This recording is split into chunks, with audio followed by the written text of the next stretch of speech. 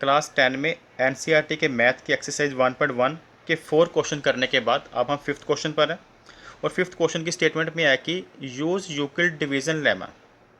Euclid division lemma की equation क्या होती है? A equal B Q plus R से हमने शो करना है कि cube of any positive integer, किसी भी पॉजिटिव इंटीजर का पॉजिटिव होना चाहिए, अगर उसका क्यूब करते हैं यानी कि उसको आपस में 3 बार मल्टीप्लाई करते हैं उस नंबर को, तो उसकी फॉर्म होनी चाहिए 9m प्लस 1 हो सकती है या फिर 9m प्लस 8, इन तीनों में से एक होनी चाहिए। तो यहाँ पर a equal B Q plus r की अगर स्टेटमेंट देखें, a equal B Q plus r, तो b हमने यहाँ पर 3 लेटर लिया है। अब आपके माइंड में क्वेश्चन आएगा कि 9 क्यों नहीं लिया? क्योंकि लास्ट कुछ 4 सम में हमने समझाया था कि जो हम b की वैल्यू लेते हैं वही r मतलब उससे छोटी लेनी होती है, वैल्यू 0 से बड़ी। अगर हम यहाँ पे 9 वैल्यू लेंगे तो 9 क्या होगा, तो r हमारा क्या होगा, 0 से लेकर 8 तक लाइज करेगा, यानी कि 0 से बड़ा होगा 9 से छोटा होगा, तो 0 1 2 3 4 5 6 7 8 तक जाएगा। और ये 3 भी 9 से डिवाइड होता है, तो यहाँ पर हम 3 भी ले सकते हैं। तो हमारी क्या पॉसिबल वैल्यू बनती है अब? 0 1 2। और अब 0 1 2 को हम इस इक्वेशन में फिल कर कर स्टेप वाइज इनका क्यूब करेंगे।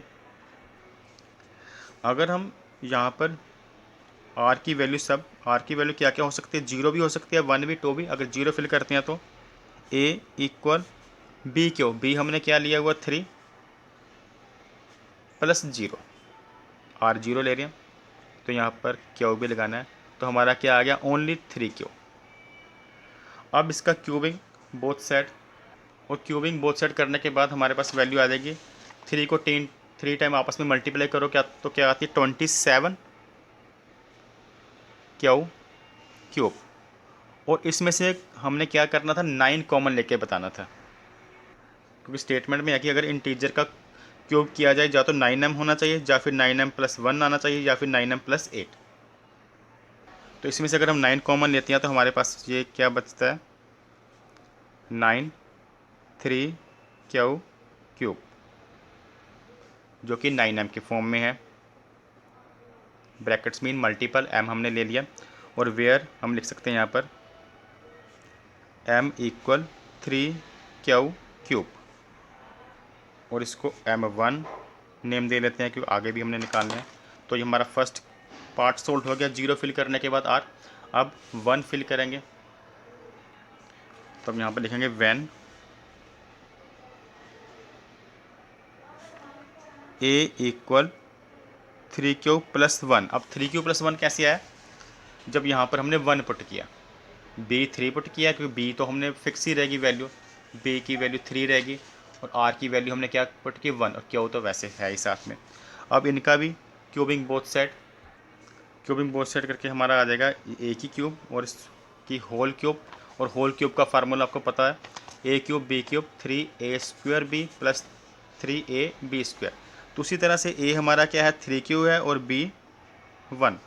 तो जल्दी से इसको हम उसी अकॉर्डिंग वैल्यू फिल कर देंगे।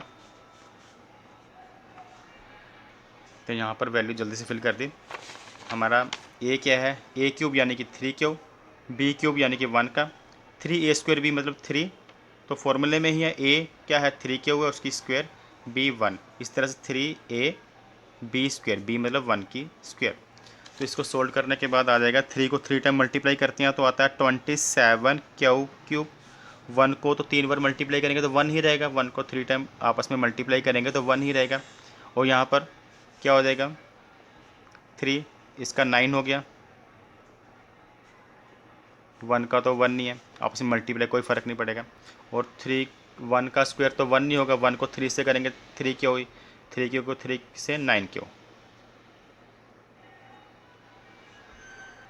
जो कि सोल्व करने के बाद 3 9 का 27, बाकी तो सेम एज इट इज़ आए।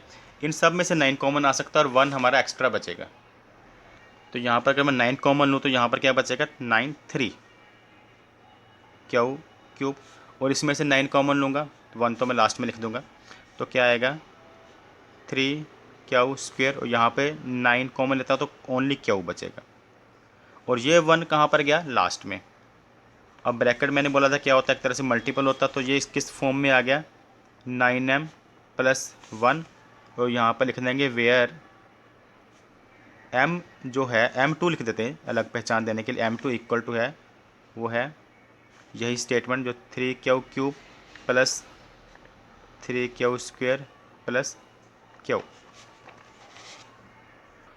अब इसका नेक्स्ट केस करेंगे। नेक्स्ट केस में हमने क्या करना है, 0 और 1 वाला केस हम सोल्व कर चुके हैं। ये 0 वाले सोल्व किया था, ये 1 वाला, ये और ये वाला केस। अब हमारा 2 फिल करना, अगर यहाँ पे 2 फिल करते हैं तो a इक्वल टू आएगा 3q प्लस 2। अब when a equal 3q plus 2, cubing both side इसका भी करना है, और ये क्यूब करने के बाद क्या क्या वैल्यू आ जाएंगी, वही फार्मूला।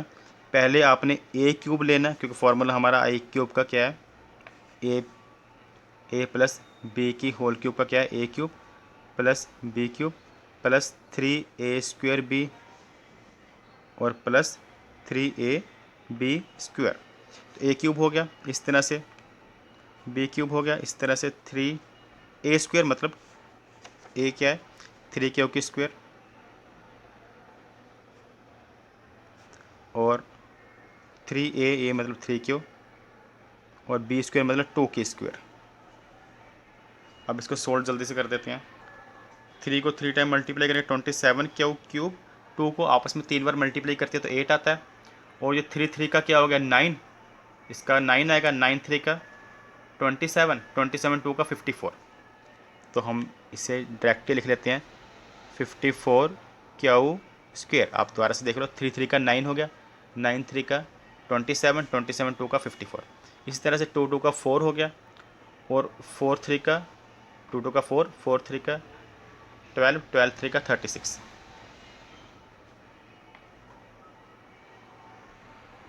अब इसमें से 9 कॉमन लें तो क्या हमारे पास आ जाता है, यहाँ से 9 कॉमन आ सकता है,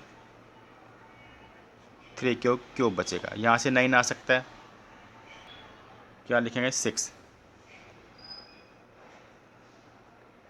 यहाँ से भी 9 कॉमन आता तो क्या बचा 4। चेक कर से 9 3 का 27, 9 6 का 54, 9 4 का 36, मल्टीप्लाई करके बैक सेम आ रहे। हमने 8 का कुछ नहीं किया, 8 लास्ट में लिख देंगे, तो ये भी उसी फॉर्म में हो गया। ब्रैकेट्स मीन हमने m लिखना है, इसको m3 का नेम दे लेते हैं, प्लस 8, और यहाँ पर लिख देंगे where m3 equal 3q cube plus 6q square plus 4q। तो इस तरह से ये हमारा सम पूरा सोल्व हो चुका है। Thanks for watching.